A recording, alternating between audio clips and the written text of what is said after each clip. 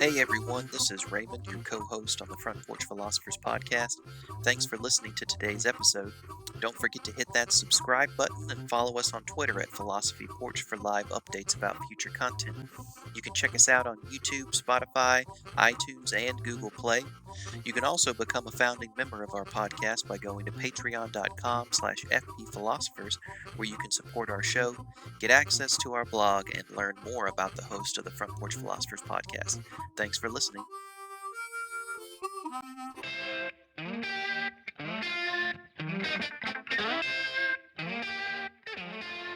All right, we are back live again. I have Michael Granado here in studio. What up? And I'm your host, Thomas J. Farmer, joined via satellite feed by Raymond Satellite feed. I was trying to make it sound more important than it actually is. We ain't that fancy. Anyway, so I mean, I have Last satellite time. internet, so technically it is a satellite feed. joined us by a can with a really long string in Mississippi. From Mississippi. From Mississippi. Raymond Figueroa. All right. So last episode we talked about we answered forever and for always. There we go. What is religion? So today we're going to talk a little bit about the question, what is philosophy? So without further ado, do you guys have any preliminary remarks about what you think philosophy is? I can start off with a definition that I learned in my very first philosophy class. And the only reason why I know it is because we had to write this definition word for word on every exam.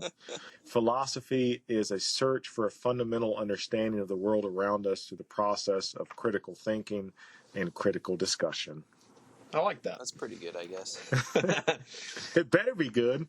How do you guys think that philosophy differs from other intellectual pursuits? I would start with distinguishing between philosophy and religion, or philosophy and myth. And I would go back to ancient Greek philosophy, which I think was one of the first cultures to make this distinction, certainly not the last. So, for example, the traditional starting date of philosophy begins with the philosopher Thales. Thales. What Shout was it? out. Shout out to Thales. You know he's been dead, a few thousand years now? So Thales is like considered the first philosopher. What was it, 585, 525, 5 something? I don't know. Y'all can correct me on that. But Thales, 5th, 6th century, successfully predicts a solar eclipse, which is not new. Okay, the Egyptians had been predicting solar eclipses. The Mayans had been predicting solar eclipses. I'm sure some other culture has been predicting solar eclipses. But what makes Thales' prediction unique is that Thales utilizes mathematical evidence. It's 585 BC. 585. I think I was right to begin with. Yeah, I'm always right. And it's not that he used mathematical evidence. That's not to say that the Mayans didn't use mathematics. Of course they did. But Mayan astronomy, there was no distinction between Mayan astronomy and Mayan astrology. For the Mayans, the stars were divine. For the Egyptians, the stars represented the movements of the gods, right? For Thales, the stars were stars. They were a natural phenomenon, however he wanted to find that. And Thales used mathematics to describe and to understand. So the very first distinction I would make here to distinguish philosophy from other disciplines is that emphasis on sort of a common shared rationality. In this case, in Thales' case, it was mathematics. In our case, it may be reason or logic. But what distinguishes philosophy from other differences is an appeal to a commonly accepted form of reasoning in which two people sit down and say, okay, let's put our prejudices aside and let's figure out the answer to this. I'll add to that real quick. So getting back to that original definition, I wanted to point out that in my thinking, the critical thinking aspect is that philosophy is not in the business of trying to memorize or master a series of facts, but it is rather an endeavor to think clearly, to basically have a clarity of mind about a set of facts or ideas or concepts. make this distinction between this and say something like the physical sciences. I'm going to read an extended quote here from the final chapter of The Problems of Philosophy by Bertrand Russell, which I think is a great introduction to philosophy. If you like to be bored to death. Yes, also. So ridiculous. All right, anyway. So, in the final chapter, he's talking about the value of philosophy as a discipline, and he says a couple of important things which I think are relevant to the discussion. He says, many men, sorry for the gender-exclusive language, under the influence of science... And women. Yes, many men and women and everything in between. Okay. Under the influence of science or of practical affairs are inclined to doubt whether philosophy is anything better than the innocent but useless trifling, hair-splitting distinctions and controversies on matters concerning which knowledge is impossible. So basically, philosophy is all well and good, but it's kind of an ivory tower thing, doesn't have any practical import, and real critical thought is being done in the physical sciences. This is what Russell says, what most people believe about philosophy, right? Yeah. And so he says, physical science, through the medium of inventions, is useful to innumerable people who are wholly ignorant of it. Thus, the study of the physical sciences is recommended not only or primarily because of the effect on the student, but rather because of the effect on mankind in general. Humanity. This utility does not belong to philosophy, he says. If the study of philosophy has any value at all to others than to students of philosophy, it must only be indirectly through the effects on the lives of those who study it. It is in these effects, therefore, if anywhere, that the value of philosophy is primarily sought. So basically, philosophy is only useful if you're engaged in philosophy, right? So whenever I talk to students, I ask this question, like, who has used a microwave today? And because they're college students, all of them. And then I ask the next question, which is, Hot Pockets, how many of you can tell me how pizza rolls, a microwave works? which are delicious. And I don't get many responses to the affirmative on that. I can't ever get the middle to cook. Oh man, this is turning into like a Jim Gaffigan stand-up routine. Anyway, my God, can stay on topic, people. Shout out Jim Gaffigan.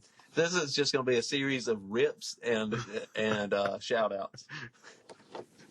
Well, what he goes on to say, and I would encourage anyone who's listening to go out and read the book in its entirety, or specifically that chapter. He talks about how this narrative that we have about the uselessness of philosophy is really more apparent than real. Because he says, a lot of things which have began in philosophy, to the extent to which they've been developed and become an independent body of knowledge, they then become their own discipline, right? Yeah. So just about any domain of thought began in philosophy, and then once you get kind of a critical mass of information on that particular topic, then it becomes its own subdiscipline. So biology, physics, you name it, right? Or a methodology that becomes extremely worthwhile kind of becomes its own discipline. Yes, all of these were originally referred to as natural philosophies, right? And the most recent thing to break out of this would be probably psychology becoming its own discipline apart from the philosophy of mind. Yeah. That's the most recent thing that I can think of. Or even ethnic studies right now, right? That's becoming its own discipline with outside of critical race theory, which more or less began with cultural existentialist studies philosophy. too. Cultural studies becoming its own discipline. That's why I think it's important when trying to define philosophy, try to specify what philosophy is to emphasize that aspect of critical discussion. Because this is what, as Jared said, the natural sciences were once part of philosophy, but they still carry with them certain forms of inquiry. And they still carry with them the idea of peer review, for example, the idea of me forming a hypothesis and that hypothesis being either tested against the evidence or tested against some form of argument that you have. All of that is inherited from philosophy. So I would say that at the core of philosophy is basically the idea of what we're doing here, that's dialoguing with others and getting the other person's response. Actually listening, we could talk about critical thinking, which is the ability to actually like listen to and to understand what someone else is saying, as opposed to not, and as opposed to trying to talk over them. I think that's a prerequisite for philosophy. Yeah. Well, and also the conclusions, oftentimes, not always, but most of the time, the conclusion or a goal or a lofty goal of the discourse of philosophy, the practice, is the clarity of understanding, right? We engage in the discourse because we want the exchange of ideas to lead us down to a better understanding or more insight into what we're talking about. So yeah, I mean it's exactly right. Well, I think that what separates the practice of philosophy from simply people sharing their uninformed opinions about things Yes. is that, because this is typically what you get. People think, well, philosophy is either useless or there's no truth in philosophy, or everyone's opinion is as valid as everyone else's, which is something that we more or less covered when we talked about that specific question about when people's opinions are valid versus facts, evidence, what have you. Philosophy is, And facts and yeah, the facts opinions and episode, opinions. Go yeah. back, check it out if you haven't already. What? Philosophy is distinct insofar as it's the unalloyed pursuit of truth wherever truth takes you, right? And this will necessarily involve, I think, questioning your own beliefs, the beliefs of other people. And the only, I think, effective way to do this is to engage with other people in an open and meaningful dialogue. Yes. A dialogue which is not just about waiting for someone else to finish talking so that you can talk, or an assertion about opinions so that we can just say, well, let's agree to disagree and go our separate ways. You hear people out, you test them, you are tested by other people so that you can find blind alleyways wherein you may have not considered something, or you rigorously subject your beliefs, all of your beliefs, your worldview continuously to a set of critical standards where you can determine whether or not there are mistakes or there's shortcomings, and then being honest about them. Because in some cases you may say, well, look, I recognize that there's some potential problems with these beliefs, or they're not entirely consistent, but until I can come up with a better idea, this is more or less the most defensible ideology that I can muster at the moment. Right. It's being upfront about Yeah. your And prejudice. and to that point, I was just going to say it is philosophy sort of embodies intellectual curiosity, right? Yes. I'd say so. Yeah. I think it's the height of intellectual curiosity, honestly, because it's not dealing specifically with or confining ourselves to definitely ascertainable truths, right? The reason why we continuously ask these perennial questions about existence, ask these questions that cannot, in some cases, be answered, is because it's not just about finding an answer, or an ultimate answer which will exist for now and for always, but it's also about asking the question itself does something to you as an individual, right? It expands your horizons, it shapes you as a person, and you become the kind of person that can contemplate these big issues, can see yourself in the light of these big issues. And this is where it almost piggybacking off of our last discussion on religion, it almost has a religious dimension to it. You see yourself in relation to this infinite universe, right?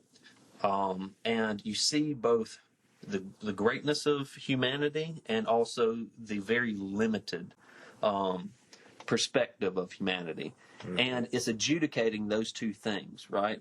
How very strange it is to be anything at all, in light of all that we can know, knowing that there's so much out there in the world that we cannot know, but also being so very astonished at how much we have come to learn.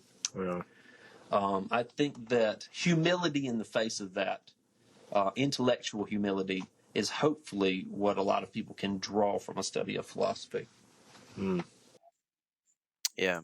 We should then talk about the difference between the general study of philosophy and a philosophy of Yes. life.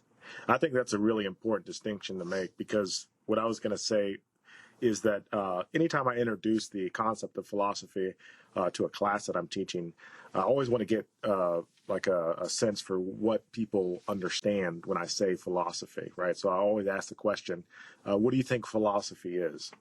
Like, if I just ask you, like, off the cuff, like, what is philosophy? Like, how would you define it? What would you say to me?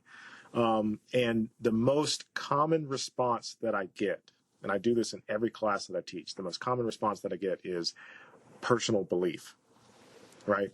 Well, my philosophy is X, Y, or Z, right? So they take philosophy to be an expression of what that person believes about A summation of their worldview. yeah, a summation of the worldview, what they believe about like big topics like God and religion and ethics, right? Usually people take it that way. And what I want to stress and emphasize that Jared talked about is the idea, and we talked about this in our freedom of speech episode, is the idea that philosophy is not, I don't know if yes, you can develop your own philosophy, but I wouldn't say that philosophy is an individual endeavor.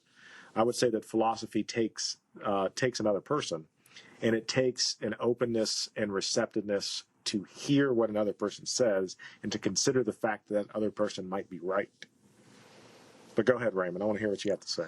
Well, the philosophy of life, I think we just to I follow up with that. I do think it is connected to the general study or discipline or activity of philosophy. Um, it's not entirely separate, wouldn't you say? Yeah, I yeah, I mean, it would agree has a with that. connection, right? It has a relation, but I do agree that it isn't personal belief. It's not that. That is something very distinct, even though it is, mutually conditioned in a relationship with philosophy as an engagement between people in a discourse or a dialogue. And I think that I mean that's a really important thing to consider because then it's not a question of whether or not something is right or wrong or whether or not something should be included or excluded because it doesn't fit into your understanding of what life is all about. It then we allow philosophy as a question of curiosity, to be reflective and critical, and just motivated by this sort of like wonderment that is associated with knowing things and trying to understand everything that you could possibly think of. Yeah, yeah, and to be clear, I didn't want to make it seem like it's purely a communal thing or purely something that you do with the group, because I think what you said is really important also, and I think correct me if I'm wrong, but I think this is one of the big points that Kierkegaard makes as well, that philosophy or truth, to use those two in exchange really right now. Yes, I want to know what the truth is, but I also want the truth to mean something to me personally. I want it to be meaningful in my own life. So yeah, I want to engage in critical dialogue with people, but the purpose of which, or maybe the ultimate purpose of which, is to make sense of my world, to make sense of my life. Yeah, yeah, yeah, and that's an important thing because to get to Kierkegaard, one of the ironies that he pointed out in the study of philosophy is that it was this sort of sense of wonderment about the world, but it was oftentimes detached entirely from the circumstances or reality of the individual.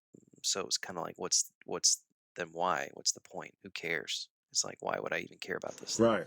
So we could talk about that if you guys want to. I mean, I don't want to. I don't know if Absolutely. you wanted to jump any Jared to say what the different traditional disciplines of the philosophical study is, if that's something you want to talk about, or if you want to just jump into like the deeper question of why study or do philosophy at all. Well, I mean, I think it's worth at least mentioning. I Yeah. don't know that we want to, hang out there. But whenever people talk about philosophy more generally, it's worth mentioning that there's today in the modern academic setting, when people talk about philosophy, it's so variegated because there's a number of different approaches to philosophy. And not only that, there's a number of different subfields within philosophy. So a philosophy of X, right? Yeah, So yeah, if you talk about ethics, it's the philosophical study of morality. If you talk about something like gender studies, right, those bringing philosophical concepts to bear on the idea of gender and identity. And you can do this with just about any discipline, right? A philosophy of science, a philosophy of religion. And these are basically taking methodologies derived from philosophy and applying them to different subfields, right? Yeah. So there's any discipline out there you can have a philosophy of, which just means to ask a series of questions derived from philosophy about usually the nature, the epistemological approaches involved Yeah. in a specific subdiscipline. Yeah, and before Yeah. we move on, I kind of want to emphasize that, especially for people who are maybe new to philosophy or haven't taken a course on philosophy.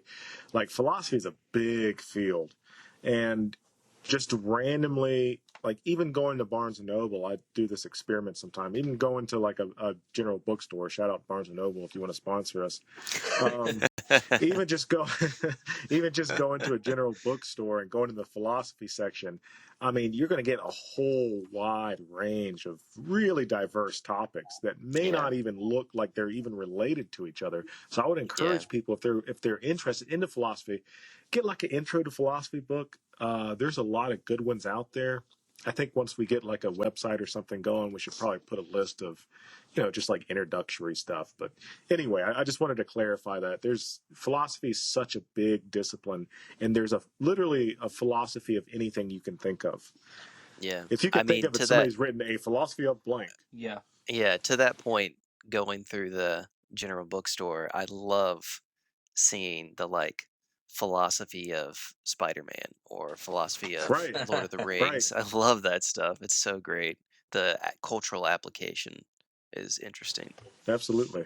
I think that there are a few fields that I'd like to mention that I think are kind of specific to philosophy. There's a lot of fields out there in if you're going to college that are going to use philosophy as an application in the discipline to discuss things, to talk about things, whether it's the theory behind biology, whether it's the theory behind history. They're going to use philosophical discussions to evaluate that. But there are a few things that I think are that philosophy just kind of on its own has sort of unique to itself. And we'll see what you guys think about these things. The three that I think are pretty much philosophical through and through, or the study of epistemology, metaphysics, and logic, Yeah, especially logic. I think that that's probably the most right. philosophically unique aspect of the discipline that has its roots strictly in Well, there's philosophy. some. I agree with that. I'd probably tack on ethics to that as well. Ethics, that's fine. Yeah, that's a good point. Ethics. I do think it's important to point out something, though, and I encounter this whenever I have students who are not primarily philosophy students but are involved in other disciplines, is philosophy, so far as I'm aware, in general, right? Obviously, painting with very broad strokes here. Mhm. What I typically encounter with other disciplines is there's not the same sort of critical awareness about your own methodology Yeah, in Yes. other Yeah. disciplines. So if you have a background in history, this is obviously not true of everywhere. why are you looking at me? Michael. This is Michael. obviously not true of everywhere, every practitioner of philosopher. I mean, every practitioner of history. But But it is true of Michael. it is true of Michael Probably. that when you have a historian that may not be aware, critically aware about what they are engaging with whenever they are doing history, right? There's not a Yeah. lot of self-reflection about the process of writing history. The same Yes. way goes for scientists, right? So maybe you're a fantastic scientist, but maybe you don't think too deeply about the historical context, the philosophical context, and the set of assumptions involved in something like the scientific method, right? Mm-hmm. And the people that I find this the most with really are economists. When I have students or I encounter we're gonna get hate mail professional, now, Jared. I'm going to get hate mail. When I encounter economists, there's very little, in my own personal limited experience, there's No very offense. little self-awareness about the sets of assumptions involved in terms of what you take to be valuable, what you take the implications of your findings to be, or just, the very limited range of some of your findings. That's just an aside to point out that philosophy Now necessarily let's hover there involves. for a second. Oh Lord. I just want to What's over there? say philosophy necessarily involves critical self-awareness. Not that Yeah. every philosopher Yeah, is yeah. critically self-aware, but the discipline kind of demands it in a Right. way that other disciplines do not. Right. Because I want to incite some hate mail towards me too, because Do it. um, one of my biggest pet peeves in the academy is listening to social sciences. Don't name Um, names. okay, no, But to nobody all the in social particular. sciences out there, step up and get your wig split. Oh my god. No, I just it's true. That my experience and in classes with them or discussions with them is that so many of them, not even the majority, but many of them, in their attempts to be a rigorous science like physics, where they're essentially necessary truths about existence. Any science that deals with the human individual or the masses of humans, whether it's through economic behavior, psychological behaviors, sociological behaviors. There are so many presuppositions associated with what a single individual is doing, thinking, or trying to accomplish at any given moment. And so I much rather like the practitioners of sociology and psychology and economics, because I don't think that they fall victim to that, caveat that they're not thinking of the most volatile subject of study as a human being. I mean, they're the most uh, various in their ways of thinking, their ways of doing things, their rationalities. There's the inherent assumption that they are rational, which oftentimes we act without proper rationality. So there's all kinds of missteps in that methodological world. And I just want to put that out in the ether because it just grades at my soul sometimes when I hear them talk. But yeah, I think y'all just have social science envy. Maybe. Why don't you go ahead and psychoanalyze us a bit? maybe that's what it is. Well, they get all the money. The real issue is that you can't make Yeah. philosophy or religion into a proper science. I mean, religious studies has done a pretty good job, but if you can put science into the mix, you can get a hell of a Yeah. lot more money than most other disciplines, which is why I think disciplines like history have gone so hardcore into that measures, because there's a lot more money in that. There's a lot more grant money to be associated with that stuff. Well, I'll use an example. No, there is, and I'll use a social science example because I'm somewhat, well, we all are involved in education, but the study of education as a discipline. Once you get in, if you get any teaching job, what you will eventually be exposed to is educational bureaucracy and what a lot of people call edu speak, right? Oh yes. So if you've ever been a teacher, you've probably had to attend. They're mandatory usually. You've probably had to attend a faculty development meeting or a school direction meeting or something I don't along know those what you're lines. talking about. All of my meetings at my university That's are right. very informative, and I appreciate all of them. Right. Yeah. Yeah. Well, disclaimer. But the things that are said, and Raymond, you said it perfectly, because numbers will be thrown out, concepts will be thrown out, ideas will be thrown out that people just casually accept and nod their head to, probably because they're not listening. But even if they were, right, you just nod your head. You say, "Oh," in a popular saying, well, the data points to, Yeah. right? Data doesn't Oh my point. gosh. Yeah, Exactly. the data suggest, which nothing against collecting data, Absolutely No, not. absolutely not. fantastic idea, Yes. but what these people oftentimes are completely and utterly ignorant of is the types of assumptions that they're drawing from the data. Yeah. Yeah. And that's where philosophy comes Yeah. in. To say, oh, okay, yeah, we got this number, we got this data. All right, what's a reasonable assumption we can draw from that? Yes. And that's all I want them to say, is that this is a reasonable way of looking at this. Just the caveat that lets me know that they're saying this is their interpretation. They've reasoned through it, and now I'm not trying to trust in some scientific methodology that's riddled with holes because it's not as rigorous as it should be or could be. And I'm just trusting the scholar. That's all I want to do. Just want to trust in the scholar. It's a lot easier. Right. Well, to draw a parallel, I find something similar with regards to some apologists for either, you can do this with politics or with religion, is people will act as though their interpretation is the only possible interpretation, and that something like a sacred text, for example, just speaks for itself. It's what the Yeah. text says. Yeah. No, you are interminably involved in the process of interpretation. And this is what a discipline like hermeneutics teaches you this, right? That we are hopelessly involved with interpretation. Things do not interpret themselves. You interpret them.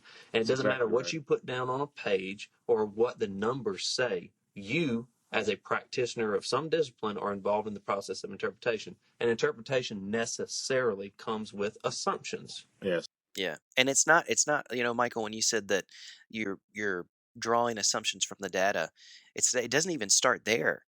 The assumptions begin before they even look at the data. True. There is an inherent assumption, and that's what, and I'm fine with that. That's this is a reality, but you have to acknowledge it before I can trust that you're making an actually sound decision, or if you just think that this is the magic behind the data has somehow revealed itself to you. I don't need any of that mythopoetic stuff in my life. Thank you. I got enough of that Right. studying religion. But all of this, I think, points to, and maybe, of course, we would say this and agree with this, but all this points to the importance of studying philosophy. Yeah. Or at least taking a critical thinking Precisely. class or an intro to philosophy class. Because like you said, Raymond, I mean, I just don't, it's built into the discipline. And so there are certain assumptions that each discipline makes. And Yeah.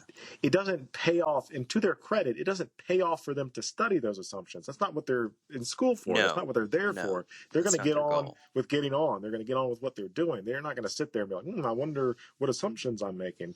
But why we have philosophy and why we need philosophy is, I think, precisely because of that reason.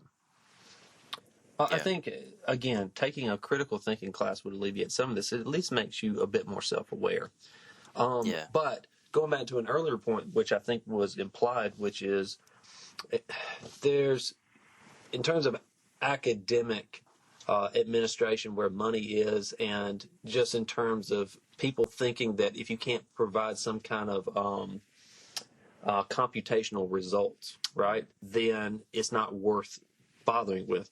And so you start to see trending even within the traditional humanities, so like literary studies or something, this tendency to look for quantifiable data. Yes. And you see this with the work of someone like Franco Moretti, right? Not to, Shout out. yeah, not to name names here. Wait, is he still alive? I think so. Okay. We all were involved several years ago in a conference up in Connecticut where we talked about the work of Moretti and other people who were doing computational analysis in the humanities, Yeah. which, to be fair, I Yeah. don't think there's anything necessarily wrong with this. But I do think it is indicative of this trend in terms of where the money follows, to point out that this is Yes. a very odd thing for people in the humanities to be doing, looking for things which can be quantifiably calculated in terms of references, right? And it also, the scope of what you can do in linguistics or in literary analysis, utilizing computational analysis, is very limited. I think it's a very limited I mean, scope. yeah. It is extremely interesting, but it's not even necessary, and it has a timeline. I mean, there's going to be an expiration date for that line of study, but it brings in money because it's different, it's sexy. Right. But I mean, that's fine. I mean, we're in academics, right? We're supposed to explore. People are supposed to be allowed to explore at their heart's content, and sometimes the money falls where the money falls, and then you just have to deal with that reality. And I am jealous, Michael, because the humanities, mostly the liberal arts, are being shit on in this country, and Oh, yeah. that's what I signed up for. Right. It's very difficult to get a good But paying I'll tell you job. what's funny about that. Because philosophy and the study of philosophy. Eventually, I want to get back to us talking about like personal philosophy and their personal meaning of philosophy. But because philosophy isn't quantifiable, because philosophy isn't quote unquote data driven or whatever, it's often looked down upon. But people, the reverse side is that people fail to see the inherent benefit of studying philosophy. I'll give you a very funny and stupid example of that. Both funny and stupid, not funny and funny example. And anyway, Get on with it. So speaking of the seventh circle of hell, that is a faculty development meeting. Again, I want to point out that this is not the case for my faculty meetings. Yeah, this is all theoretical. If any of my future employees or employers are listening to this, but I had a hypothetical, wink, wink, nudge, nudge, faculty development meeting in which the one of our higher up administrators would always shit on philosophy majors. Anytime he got a chance, he would make a joke at the expense of philosophy. This same I've had many friends that do the same guy, thing. right? Me too. This same guy approved a budget of $80,000 to hire somebody to implement critical thinking in our school. And I was like, are you serious right now? Anyway, I just had to get that off my chest. Stupidity. And explain why that's stupid, because What's that? explain why it's stupid. Just why it's to keep it why clear. it's stupid is because he continually ridiculed philosophy, which is involved in critical thinking, which a sub-discipline of philosophy is critical thinking, which I was more than happy to point out to him. It's like, well, sounds like you need a philosopher, right? Sounds like you need a philosophy major if we want to talk about like what critical thinking is and how our students can learn critical thinking. And funny enough, I proposed, why not we have a critical thinking class? And the answer was no. Well, I think the other thing is just critical thinking is very important because it allows you to see through things like BS, right? So there's so much corporate speak. I spent some time in the corporate world, and I can say that it is full of nonsense. It is full of nonsense because unlike faculty meetings, which are always edifying, we would have these meetings. We would have these meetings where they would have trainers come in, and they would spend 30 minutes a week. Now, we were paid to go and sit in these meetings 30 minutes a week, and I have no idea how much these consultants were paid. I'm sure way more than Six I figures.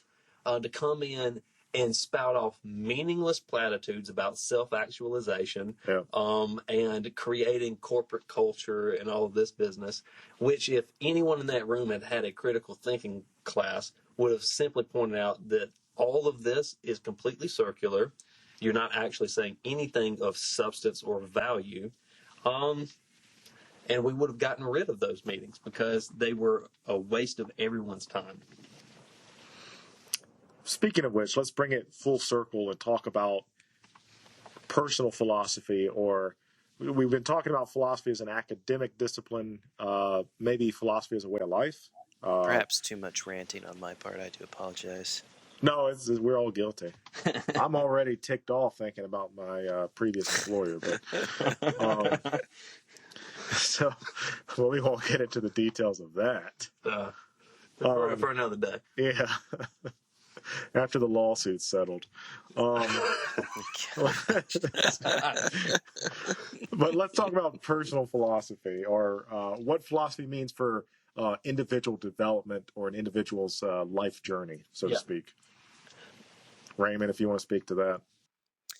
Yeah, so it is, I think for all intents and purposes, the easiest way to describe it is just to say that it is that which people find sort of their center, their understanding of self, that which kind of guides their shifting identity, in the ongoing experience of this of existence.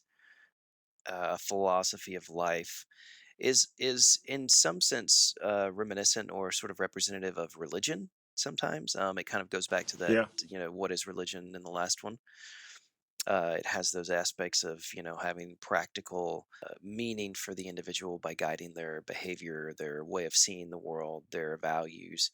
But it's also the way that they see the larger purpose of not just their own existence, oftentimes the larger purpose of all existence, which includes other people.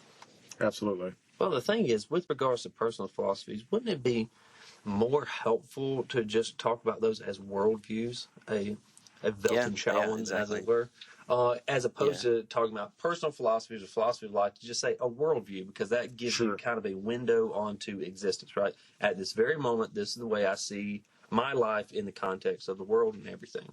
yeah, Whereas we would want to reserve the use of the word philosophy for not just the academic pursuit of philosophy, but really this sense in which philosophy is this unalloyed pursuit of truth wherever truth takes you, Yeah. utilizing the methodologies of critical thinking. And this, of course, encapsulates what academic philosophy is, but is not reducible merely to academic philosophy. Yeah. I mean, the majority of philosophers throughout history have not been academicians. That's something Yeah. that has even yes. failed to be Well, there hasn't even been emphasized. That's an true. academy for most of history, so Yeah, I Yeah. mean, the vast majority of philosophers have not been academicians. These have been people who made their living doing something else. Right. We retroactively see them as philosophers. This is not something or which the is smart normally, ones. yeah, this is not, Yeah. you know, Speaking of which, and speaking of Jared's point, and when I was an undergrad, probably one of the most influential things I'd say, uh, influential writings that I read, first and foremost, if you want to get a sense of kind of the philosophical mode of questioning or what that sort of looks like, I would highly recommend any of the Platonic dialogues. I think that's a fantastic representation, even for people who are new to philosophy. yeah. The first philosophy text that I ever read was Plato's Euthyphro. You can also pick up the Trial of Death of Socrates, the Apology. Any of those are a great introduction to philosophical thinking. Not the Republic, though. Not the yeah. Don't jump into that one. You don't want to Second, talk about naked volleyball and stuff like that? I mean, I do, but you might want to save that one for later. And the second one, to what Jared was saying, and speaking of like personal philosophy or the impact on how philosophy has shaped my worldview, the second big influence I would say was Rene Descartes' Meditations on First Philosophy, because Descartes shows how and whether or not his methodology is right or not, it's not. But that aside, the practice Don't of poison the well, Michael. Let them come to that conclusion themselves. the Super practice, bold. right? Super Well, I'm bold to just going to throw say. that out there. Descartes scholars come at Because me, nobody will ever remember who any of us are. But right? Descartes will forever live Forever, because he's as a probably one of legend. the most important philosophers. But what he did was apply this sort of philosophical thinking to his own life in the meditations. He sits down and Yes, says, absolutely. okay, what are my main beliefs? And I'm going to dissect all of my main beliefs to see what sort of reasons I have for these beliefs. And I don't have a reason, I'm going to throw it out to get down to my most bare bone assumptions. And in terms of like influence on personal life, I think philosophy is an invaluable tool for that. Nothing else is going to help you to self-analyze, to ask the big questions of life's existence. What is my reason here? What is my purpose here? What should I do with my life? Philosophy as a tool and philosophy as a guide and perhaps even an ideal to strive for, I think is invaluable for that. Yeah. I want to add one thing here because Jared's distinction between, philosophy as a general practice and then the worldview thing, it dawned on me that another common use of the term philosophy of life or just philosophy is association to a mantra, Mm. like a phrase or a turn of phrase that has deep meaning for an individual, which is not necessarily a worldview. It's just kind of how like an idea or concept, that an insight into existence that guides people in certain points of their life. Usually, I don't think they're very, Yeah. it may guide you for a certain period and then you may move on to something else. But for example, like YOLO would be a great one That's a life for, I mean, philosophy. and That's just yeah, I existentialism, mean, it brother. is. And Shout out to Drake. The greatest philosopher of our time. it's a very like concise idea of existentialism, which is a much, much larger and far-reaching idea. But yes, you only live once is sort of a mantra of life that would not necessarily be wouldn't necessarily be a worldview, but would still be considered like a philosophy of life, something like that. Drake, if you ever want to come on the podcast, Yeah, hit us up, homie. or just hang out, We'll, you know. we'll YOLO. No, I think you're right, though. I mean, I think that's a pretty Yeah, popular just to perception put of that it. out there and bring some clarity to the conversation on it. something else that I want to separate philosophy from is self-help. Yes. True. I want to desperately Gosh. point out that philosophy, even moral philosophy and philosophy which is about, self-transformation even, Yeah. is not the self-help movement, right? Yeah. To some extent, what you find with self-help is the bastardization of some of this. Yeah. But I think that you'd be much better off reading the Meditations by Marcus Aurelius than anything by Tony Robbins, right? Yeah. Isn't that his Oh name? gosh. Yeah. Tony Robbins? Yeah, I think that's his Or name. Deepak Chopra? Yeah. Yeah, I mean in most cases they're just watered down. They're just more shallow. But it's not just that, but it's self-serving. I mean, these are people that are It is taking self-serving, basically yeah. platitudes and precepts which are watered-down concepts which are universally true, right? And then attempting to sell it as though Yeah, it's some some unique kind of insight that they've secret had. wisdom. Right? It's not secret wisdom. Stop going to those boardroom conferences and Yeah. paying out the wazoo to hear some guru talk. I kind of like Tony Robbins, though. You would. Moving on. What? No. Let's press this. So what exactly do you like about Tony Robbins? I mean, I can't really say that because now thinking about it, I don't know if I've ever heard any speech he's ever given.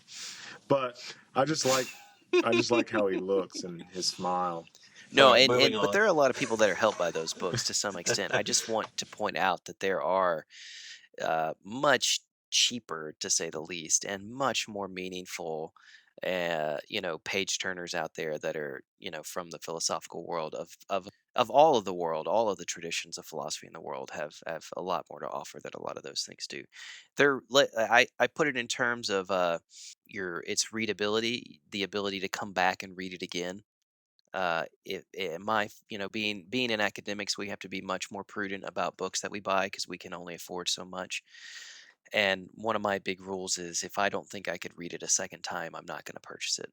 So In quick defense of self-help, though, I would probably agree with. So it's Aristotle who says that wonder is the mother of philosophy, but I can't remember. Is it Bocephus who says that luxury is the mother of philosophy? Bocephus is Hank Williams Jr. I think you're talking about Boethius. Boethius. Bocephus. yeah, Wait, Hank Williams Jr. Hank Jr. said only country boys can't survive. Yeah. That is another precept. Okay. No, that's Bocephus. So Bocephus.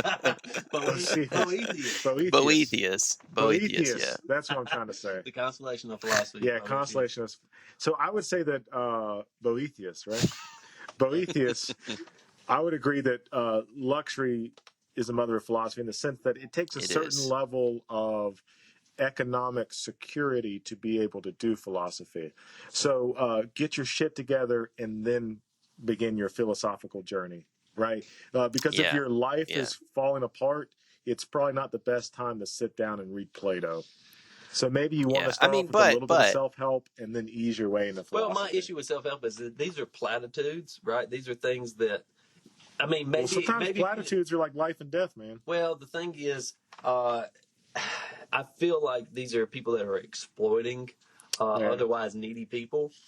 So people that need to be told to, I don't know, have a clean house and, make a schedule or something like that. Don't bring him into it. Who cannot be named. He who shall not be, the Canadian who shall not be named, who says, stand up straight and, let me give you some rules for life and pay me money. Pay me so much money. Let me rephrase it then, okay? Start therapy, a certified, professionally A trained certified therapist. professional There you therapist will go. help you much more than Yeah. a self-help book. Start There you go. therapy, and then Yeah. after a month or two of regular sessions, then pick up a philosophy book. I mean, you can read some But books about like personal finance or something, Right. but yeah, come those on. would be good too.